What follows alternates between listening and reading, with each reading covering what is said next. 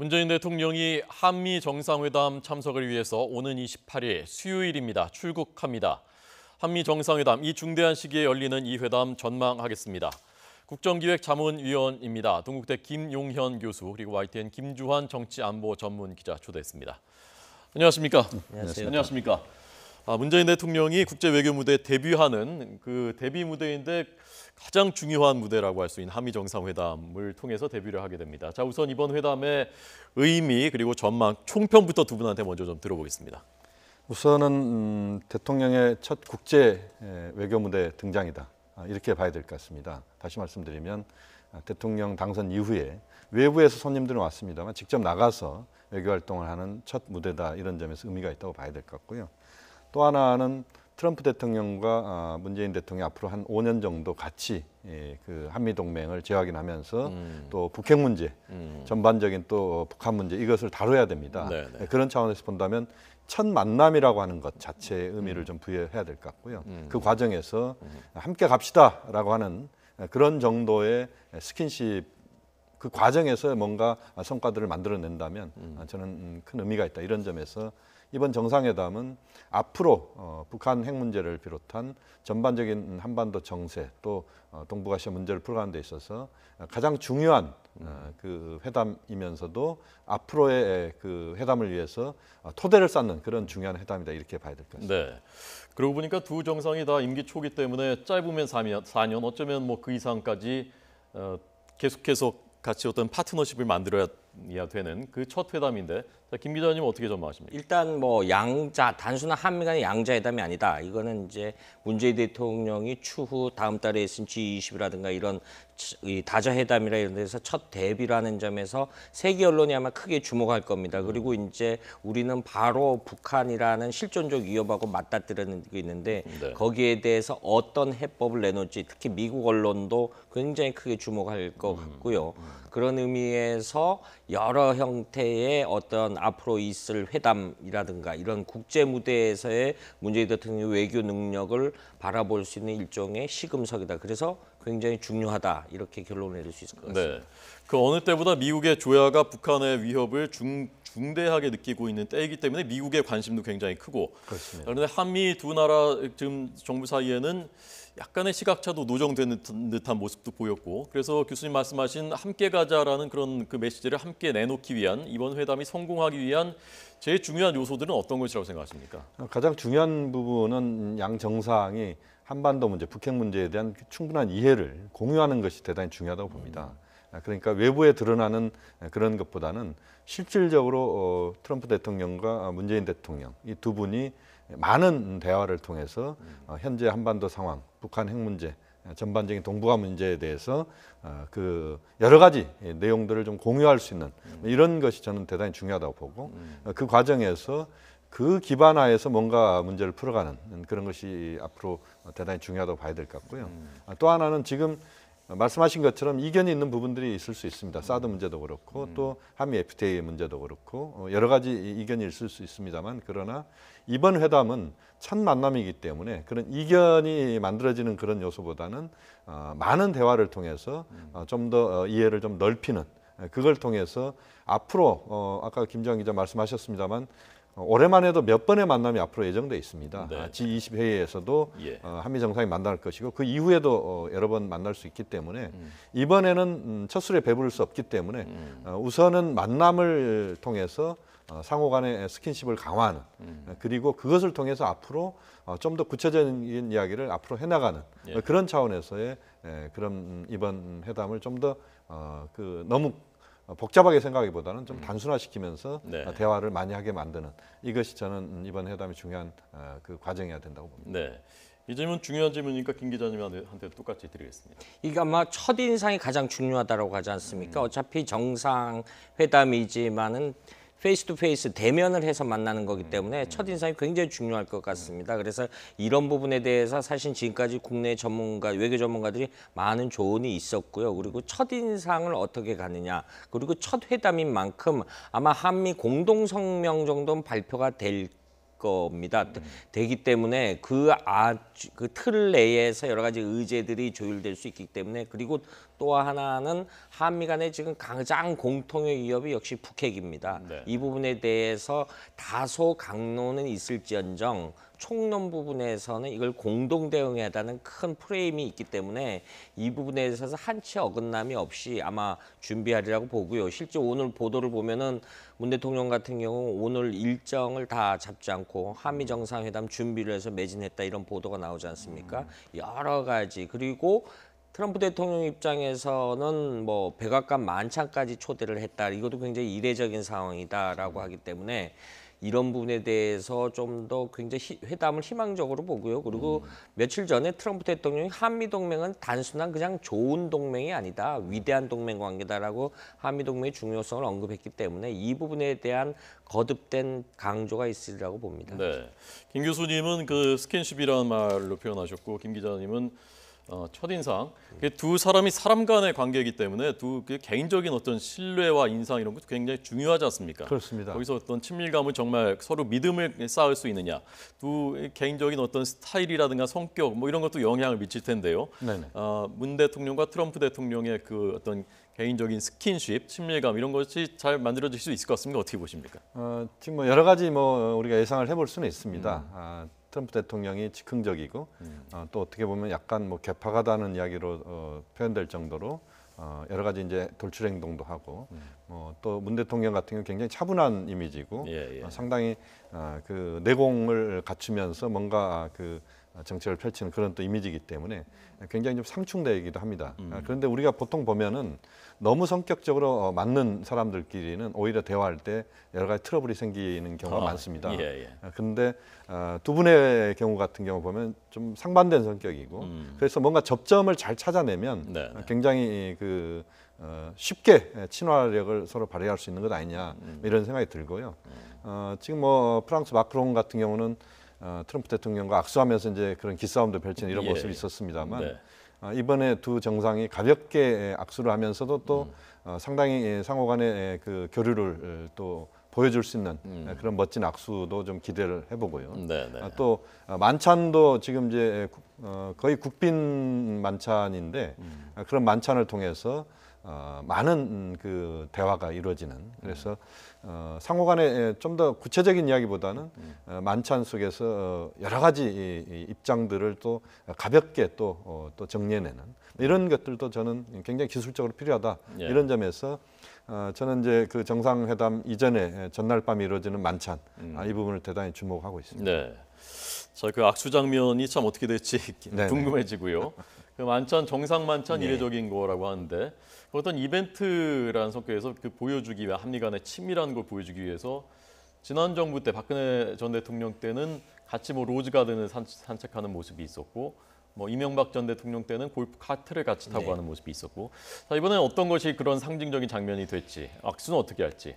그 아무래도 뭐 그 트럼프 대통령의 그 악수 형태가 뭐 일반 우리 언론에 비친 거는 좀 뭐 이렇게 그 좀 괴팍하다라는 표현인데 사실 그 반대의 그 외신 보도도 있습니다. 트럼프 대통령이 돌출 발언이 사실은 오랜 비즈니스 경험이 나와선 계산된 발언을 하는 경우가 많기 때문에 이건 역시 우리식으로 우리가 과거 일부 국내에서도 그런 정치인들이 있지 않습니까? 굉장히 친밀감을 할 때 아주 이렇게 액션을 사람도 손목 있죠. 크게 해서 하는 형태도 있을 거예요.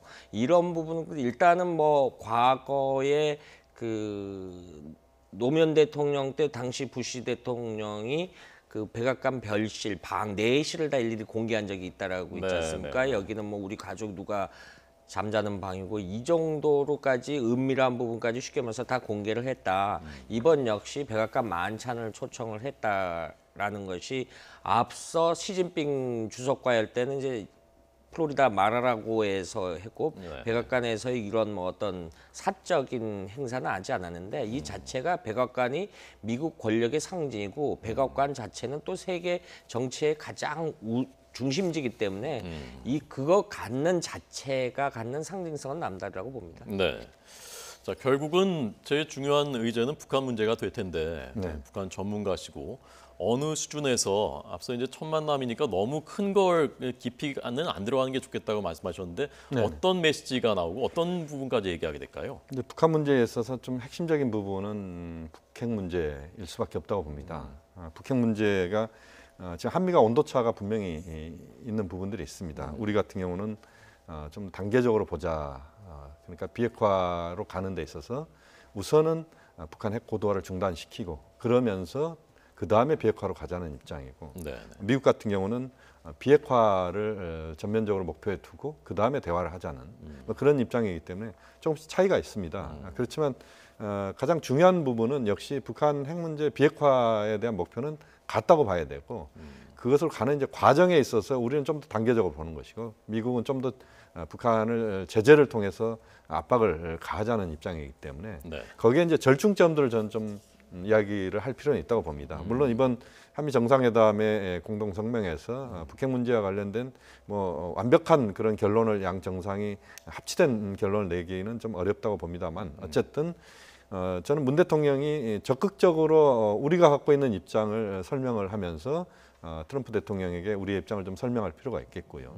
또 트럼프 대통령도 본인이 갖고 있는 생각을 문 대통령한테 가감없이 설명하는 그 정도만 돼도 저는 대단히 그 의미 있는 진전이라고 봅니다. 왜냐하면 한미 정상이 도대체 어떤 생각을 명확하게 정상들이 갖고 있는지에 대한 확인이 필요한 것이고 그런 것에 대한 확인이 이루어진다면 그 과정에서 이 다음 예를 들어 G20 회의랄지 그 다음 회담들에서 또 접점도 찾아내고 또 실무회담, 외무장관 회담도 앞으로 해야 될 것이고 뭐 이런 과정들이 있기 때문에 이번에는 상호간에 그 자신들이 갖고 있는 입장을 좀 설명하는 네. 그걸 통해서 또 접점이 어느 정도 찾아질 수 있는 부분들이 있다면 좀 네. 찾아볼 수도 있는 예. 뭐 그런 정도로 가는 것이 좀 필요하지 않느냐 하는 판단입니다. 예. 네.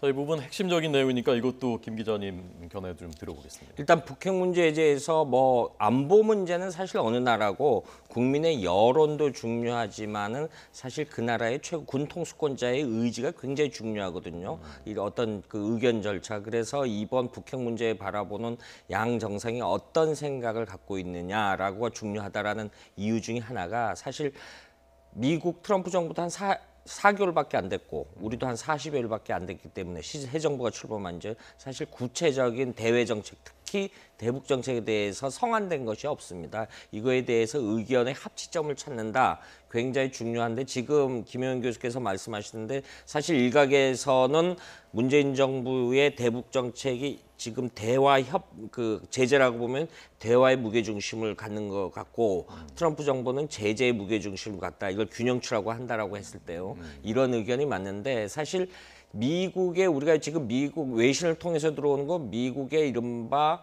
북한 전문가라고 하는 사람들의 엄밀한 의미에서 개인 의견입니다. 트럼프 대통령이 북핵에 대해서 트위터를 통해서 뭐 단편적으로는 지식을 본인의 생각을 전달했습니다만 구체적으로 내가 북한 문제에 대해서 이렇게 다루겠다라고 본격적으로 언급한 적이 지금까지는 없습니다. 그런 자리를 확인하는 자리가 되고 또 문재인 대통령 역시 이 부분에 대해서 남북 우리는 지금 일종의 병행 전략 형태 아닙니까? 제재와 남북 대화를 동시에 하자는 병행 전략으로 갔는데 이 부분에 대해서 뭐 일부 국내 오해도 있습니다. 이 부분에 대해서는 솔직한 설명이 필요한 것 같고 그러면은 보이지 않는 선에서 어느 정도 합의점을 찾고 이 합의점 하에서 앞서 설명드렸듯이 양 정상이 찾으면 거기에 대한 강론이라든가 실천 방안을 양 국가의 참모들이나 전문가들이 성안을 해나가면 그것이 한미 간의 동맹이라는 큰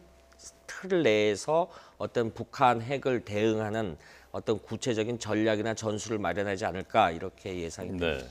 과거에 그 김대중 대통령 재임 시절에 부시 대통령하고 첫 한미 정상회담에서 정상회담에서의 그 합의문은 양측이 어느 정도 절충해서 나왔는데 기자회견에서 부시 대통령이 북한에 대해서 회의 스캡티시즘을 갖고 있다라고 하면서 이제 크게 파장이 인 적이 있었거든요. 그렇습니다. 자, 이번에 어떤 그 두 정상이 만났을 때 통일된 그 조율된 메시지가 나오는 게 더 좋습니까? 아니면 각자의 어떤 생각을 자유롭게 해서 그것이 뭐 다 노출되는 것이 좋습니까? 어느 게 더 바랍니까? 물론 가장 중요한 것은 그 정상회담의 결과를 갖고 공동 성명에서 일치된 입장이 나온다 그러면 더욱 좋겠습니다. 네. 그렇지만 지금 김조한 기자 말씀하신 것처럼 입장 차가 분명히 있는 건 사실이기 때문에 자신들의 그 입장을 뭐 가감없이 드러내는 것도 나쁘지 않다. 다만 지금 상황에서 봤을 때 북한 핵 문제에 대한 한미 간의 일치된 또는 한미가 북한 핵 문제를 어떻게 보고 있다라고 하는 것을 저는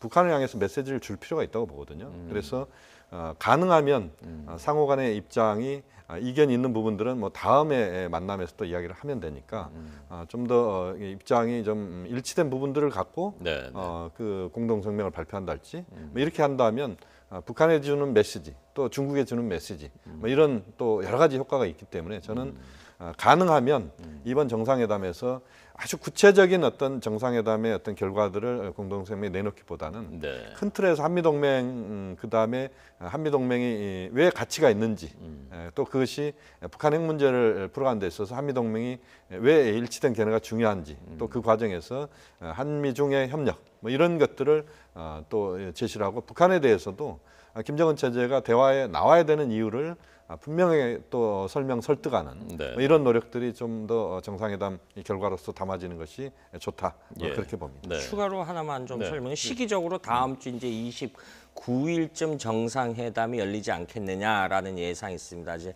구체적인 타임 스케줄은 아직 공개가 안 됐습니다만 그런데 이게 왜 굉장히 유의미하고 중요하고 뭐냐면은 그 다음 주쯤에 미국과 중국의 가장 큰 중요한 전략 안보 경제 대화가 다음 주쯤에 열립니다. 그 시기가. 그런데 역설적으로 지난주에 한중 전략 대화를 했죠. 우리의 여러 가지 문제를 아마 언론에 공개 안 된 것도 문재인 대통령의 생각을 중국 측에 전달했을 가능성이 굉장히 큽니다. 중국이 어느 정도 컨센서스를 이루어졌다라고 보고요. 그런데 이런 부분이 한미 간의 정상회담에서의 공통된 의견이 뭔가 나오면은 이것이 역설적으로 미중 전략 대화의 같은 의제로 포함돼서 그러니까 결국은 가장 바람직한 형상인 한미중이 그 대북 문제에 대해서 입장을 공조하는 이런 어떤 일종의 보이지 않는 어떤 대북 전선이랄까 이런 틀을 유지하게 되면 이건 역시 우리로서도 굉장히 바람직한 현상이 되고 중국도 안심할 수 있는 현상이 예. 되고 이런 부분이 있을 거라고 봅니다. 네. 자, 정상회담의 마지막 질문인데요. 사드 문제는 어느 선까지 논의될 것 같습니까? 물론 이 문제는 가장 뜨거운 감자입니다. 이게 사드 문제가 전면에 부각되면은 한미 정상회담에 성과가 그렇게 빛이 나지 않는다 이렇게 볼 수도 있겠고요. 그래서 이번 정상회담에서 사드 문제가 어느 수준에서 논의될 수 있느냐 하는 게 우리의 가장 중요한 관심입니다. 만약에 이제 논의가 된다면 문재인 대통령은 사드 배치와 관련된 부분에서는 이견이 없다. 그렇지만 한국 내 민주적 절차라고 하는 부분들, 특히 환경 영향 평가와 관련된 부분은 한국 국내법을 존중할 수밖에 없다. 그래서 이 과정을 거치면서 시간이 좀 걸릴 것이고 그 속에서 한국민들이 이 사드 배치에 대한 어떤 뭔가 동의를 할 수 있는 내용적 동의를 할 수 있는 그런 과정들을 거치겠다. 예. 이런 이야기를 할 가능성이 높습니다. 물론 트럼프 대통령은 미국 쪽 입장을 강조할 가능성이 있습니다만 그러나 보다 중요한 것은 사드 배치와 관련된 부분에서 한미 간의 이견이 도드라지는 것은 저는 바람직하지 않다고 봅니다. 네. 그래서 한미가 큰 틀에서의 사드 배치와 관련된 부분 또 그것이 중국을 향하지 않고 또 북한을 향한 부분이라고 하는 부분 또 그 속에서 배치를 하긴 하지만 한국 내 절차들을 트럼프 대통령이 존중하는 그 것들이 이번 그 회담에서 충분히 논의된다면 저는 그 자체가 성과다라고 보고요.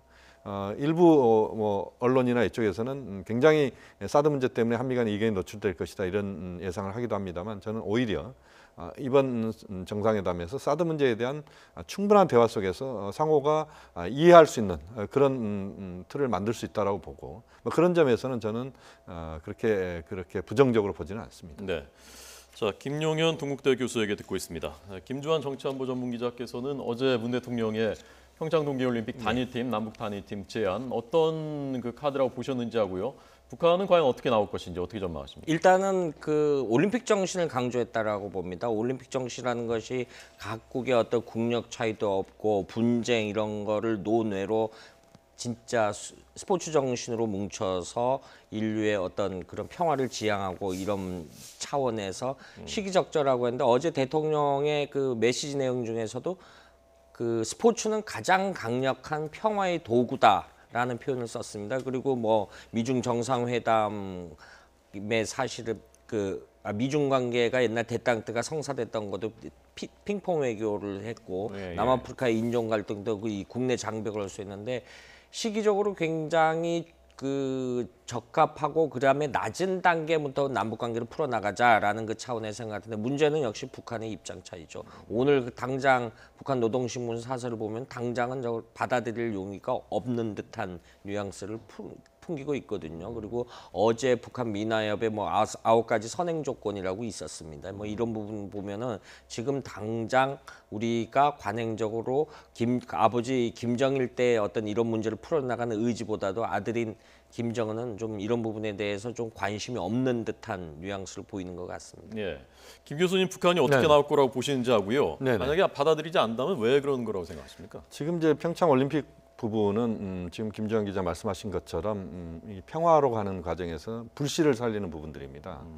그래서 저는 북한의 반응이나 이런 것들에 저는 일희일비할 필요는 없다고 봅니다. 왜냐하면 지금 평창 올림픽까지는 꽤 많은 시간이 남아 있고요. 네.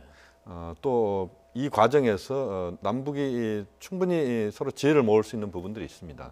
북한의 마식령 스키장 같은 경우 지금 시설은 꽤 좋은 시설이거든요. 그 시설을 그 동계올림픽 참가하는 선수들이 연습장으로 활용한달지 또 이런 방법도 있고 또 북한의 응원단이나 또는 북한의 체육 인사들이 지난 인천 아시안게임처럼 올 수도 있는 여러 가지 우리가 가능성들을 열어놓고 있다고 봅니다. 또 지금 그 국제올림픽 조직위원회에서도 상당히 북한의 그런 평창올림픽 참가를 또 독려하는 뭐 그런 행동들을 앞으로 할 가능성이 있기 때문에 저는 평창올림픽에 반드시 북한의 선수단 또는 응원단 또 북한의 인사들이 올 수 있도록 그런 여러 가지 우리가 준비를 할 필요가 있다고 보고요. 네. 그걸 통해서 남관계를 풀어가는 뭔가 새로운 불씨를 만드는 남관계를 풀어가는 마중물을 만들어내는 뭐 그런 노력을 저는 기울일 필요가 있고 충분히 가치가 있다고 봅니다. 네. 지금 저희가 자막으로 교착 상황이 길어질수록 북한은 보상이 더 커질 것으로 기대할 수 있다라는 그 전망들을 하는데 그런 부분도 있을다고 생각하십니까? 과거의 패턴을 보면 북한이 그런 식으로 많이 했고 실질적으로 경제적 이득을 많이 받았었죠. 아버지 김정일 시대 때. 그래서 우리가 단편적인 얘기가 90년대 초반에 그 함경도 경수로 문제라든가 여러 가지 했는데 그 굉장히 이제 그 남북 관계라는 것이 가다서다를 반복하지 않았습니까? 그런데 이런 말씀을 좀 드리고 싶습니다. 어제 문재인 대통령도 그 격려사에서 축사에서 했습니다마는 사실 1970년대 초반에 미국과 중국이 대땅들을 할 때 미국 조야에서는 미국 당시 여론은 이건 도저히 있을 수 없는 일이었습니다. 왜? 자신들과 전쟁을 겨뤘고 베트남 전쟁을 후원했고 우리가 지금 북한을 바라보는 굉장히 보수적으로 바라보는 인식만큼의 그런 상황이 미국 내에 있었습니다. 그런데 그걸 닉슨 대통령이 아시아를 넘어야지만 아시아 문제가 보른다. 그러니까 당시로서는 그 자체가 코페르니쿠스적인 굉장히 대전환의 발상이었는데 우리 역시 이런 어떤 북핵 위기를 극복하기 위해서는 한편으로는 외둘러서 그런 어떤 조치도 필요하지 않느냐. 라고 해서 북한을 설득시키고 대화 테이블로 나오고 실제 핵동결이나 핵폐기의 2단계 전략은 사실은 엄밀하게 따지면은 동결 없이는 핵폐기로 가지 못한다라는 것이 현실적인 그 딜레마거든요. 그래서 입구 전략이라고 하는데 이런 부분 차원에서 봐서도 어떤 대통령의 제안을 북한도 제안을 했기 때문에 단순히 무시하지는 않고 고민이 많을 겁니다. 고민이 굉장히 많을 건데 이 고민을 언젠가 표출하느냐 자기들의 어떤 실리를 따져서 하겠죠. 네. 대탕트는 긴장 완화를 뜻하는 것입니다. 마지막으로 그 미국의 여론이라는 것도 중요한 변수지 않습니까? 그렇습니다. 원비어금 사망 사건이 최근 있었고요. 네네. 이것도 이번에 한미 정상회담에 일정 부분 영향을 미칠 수가 있습니까? 지금 이제 원비어 사건으로 북한에 대한 미국 내부 여론은 굉장히 나빠지고 있다 이렇게 봐야 되는데요. 예. 물론 영향을 줄 수 있다라고 봅니다. 다만 이번 정상회담은 한미 정상회담입니다. 북중 관계 또는 북미 관계 이런 차원이 아니고 한미 정상회담이기 때문에 그것이 직접적으로 영향을 주지는 않을 것이다라고 보고요. 네. 어쨌든 한국 대통령이 그 워싱턴을 방문하는 이 과정에서 원비어 그런 사망 사건에 대한 다시 한번 대통령의 어떤 표현이 있을 겁니다. 그런 점 정도로 이제 정리를 하고 다만 이제 중요한 것은 한미 간에 지금 어쨌든 북핵 문제 또는 한반도 문제에 대한 여러 가지 지금 현안들을 이번 정상회담을 통해서 뭔가 좀 한국민 또 미국민에게 좀 보여줘야 되는 세계인들에게 보여줘야 하는 부분이 있기 때문에 네. 그런 점에서 좀 더 정상회담 내용에 좀 적극적으로 임하는 것이 저는 중요하다. 그것을 통해서 그 정상회담의 결과로서의 공동 성명이 좀 더 매끄럽게 나오는 것이 매우 중요하다고 봅니다. 예, 알겠습니다. 동국대 김용현 교수, YTN 김주환 정치안보 전문기자 예, 분석 들었습니다. 고맙습니다.